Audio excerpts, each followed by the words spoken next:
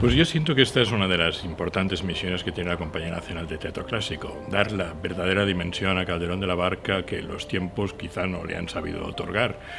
Al lado de Eurípides y al lado de Shakespeare, Calderón tiene que estar en el gran Olimpo de los grandes dramaturgos de nuestra tradición occidental. Hay una cantidad importante de textos de Calderón que aún no suben a nuestros escenarios, y muy especialmente las comedias paratinas como El monstruo de los jardines, que estos días podemos contemplar en la sala principal de la Compañía Nacional. Nuestro espectáculo ha intentado acercarse a dialogar con ese monstruo de los jardines desde una perspectiva quizá un poco, si me permitís, eso de poco iconoclasta, porque creo que hay algunos aspectos de la biografía de Calderón que quizá por la tradición, especialmente la tradición de lectura católica de sus textos más cercanos a la época de la Contrarreforma, le ha colocado en un espacio de significación un tanto rígida, y creo que la escritura de Calderón y la persona de Calderón de rigideces querían muy pocas. A mí me gusta definir esto que llamamos Calderón como un espectáculo de cabaret literario. Cabaret literario porque juega con muchos elementos sintácticos. Está la música, y aunque sea música de Bach, también Bach se le puede tocar desde perspectivas y desde puntos de vista y desde sintaxis musicales no especialmente convencionales. Calderón fue un hombre que escribió uno de los mejores repertorios de teatro cómico del siglo de oro, no solo en sus comedias, sino también en las comedias paratinas. Realmente el sentido del humor de Calderón es infinito y a veces no lo tenemos muy presente. También en su propia poesía, la poesía de Calderón es una poesía que busca elementos de comicidad extraordinarios. Quizá nos ha pesado más el Calderón teólogo o el Calderón filósofo o el Calderón dramático que el Calderón cómico, pero Calderón cómico es un gran, enorme Calderón. No sé muy bien cómo interacciona la gastronomía con la dramaturgia o la dramaturgia con la música, pero hemos intentado encontrar una respiración sintáctica sugerente que sea atractiva para el espectador. El espectador, tengo la sensación, o al menos la pretensión, de que vendrá a escucharnos y se llevará a casa algunas reflexiones sobre historiografía del siglo XVII, sobre las tensiones que nuestra sociedad sigue ejerciendo aún sobre los restos humanos, sobre por qué es importante encontrar huesos de los desaparecidos.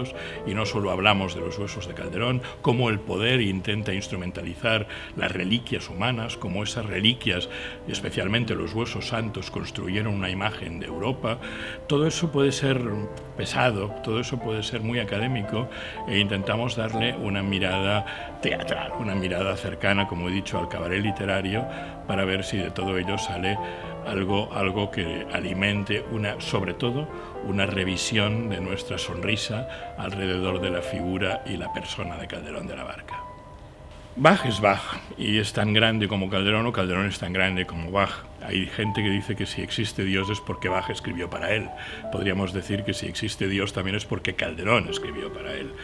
La música de los contemporáneos de Calderón en la historiografía musical española quizá nos pueden parecer un poco más, no me gusta la palabra, pero la digo, un poco más antiguos. En cambio, Bach, como es un compositor nacido a finales ya del siglo XVII, pero que desarrolla su mayor parte de su obra a lo largo del siglo XIX, nos da un poco la sensación de conexión con una sensibilidad un poco más contemporánea. Quizá también porque con Bach se ha hecho de todo, se ha aplicado desde el jazz al rap, a cualquier género de música popular, tiene reminiscencias bachianas, desde las maravillosas bachianas brasileñas de Villa-Lobos hasta los compositores más radicalmente contemporáneos.